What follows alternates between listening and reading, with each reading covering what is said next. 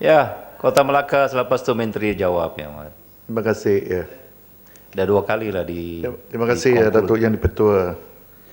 Saya minta izin untuk ambil bahagian dalam perbahasan Akta Penggerakan Perabauan 1986. Hanya dua perkara yang saya ingin bangkit dalam perbahasan ini. Satu tentang insentif. Dan kita sedang maklum dalam pindahan akta ini terutama tentang insentif-insentif yang dikatakan mungkin had sudah luput dan juga perlu dimansur atau insentif yang perlu dilanjutkan atau diteruskan. Saya ingin saya setuju dengan apa yang dibentang dalam akta ini, iaitu insentif dan bantuan kewangan ini memang amat perlu untuk kita menggerakkan pelaburan. Sungguh pun selain dari ini latihan atau pindaan penggelaman dan teknologi pun kita tidak boleh menabaikan. Saya ingin tanya Yang Berhormat Menteri, iaitu insentif untuk sektor-sektor tahunan, berapakah peratusan insentif yang telah diperuntukkan ini dapat digunakan atau disalurkan kepada industri-industri yang berkenaan. Saya juga ingin tanya, adakah insentif untuk Malaysian Brand ini akan diteruskan? Saya memang memuji kementerian, terutama SME Corp dan juga Kementerian MIT, iaitu mengadakan satu penauditan dan juga penistirafan jenama produk Malaysia, iaitu Malaysian Brand. Dan insentif mula dengan 100,000 untuk pemegang Malaysian Brand ini ditambah sehingga 400,000 jika saya tak salah. Saya juga difahamkan bahawa untuk menuntut insentif ini bukan lagi terikat atau terhad dalam hanya untuk jenama, promosi jenama, brand promotion dan juga untuk iklan, tetapi termasuk dengan boleh membekalkan mesin-mesin untuk tambah baik tentang proses dan produk jenama itu.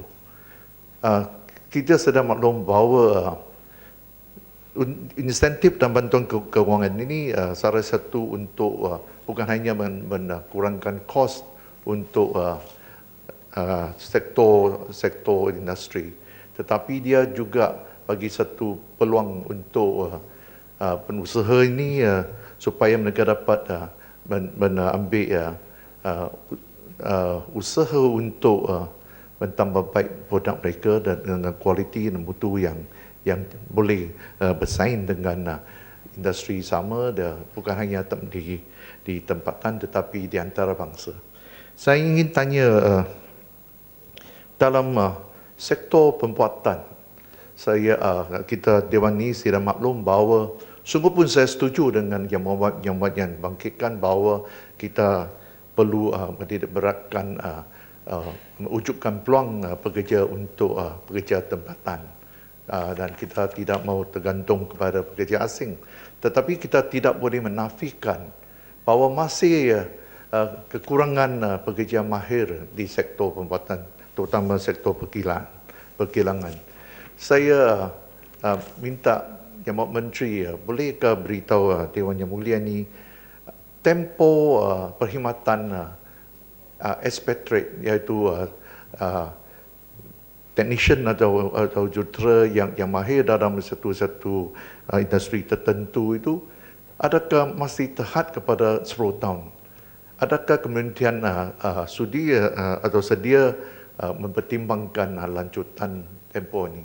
Kerana jika kita masih kekurang dengan pekerja mahir dalam sektor ini, jika kita juga menhadkan expatriate ini, mungkin akan menjejaskan operasi atau proses untuk kilang-kilang ini untuk memproseskan produk mereka. Saya minta kalau kita dapat mempertimbangkan dengan industri-industri tertentu atau yang spesifik yang kita difahamkan atau kita telah membuat kajian atau cek bahawa memang kita kekurangan kemahiran ini dan kita masih perlu menggantung kepada pekerja mahir, iaitu terutama dalam sebagai expatriate. Kedua perkara ini saya harap kalau dapat keterangan atau dijawab di Dewan ini. Saya juga ingin tahu tentang persaingan di antara industri atau sektor perbuatan ini Malaysia dengan negara-negara asing.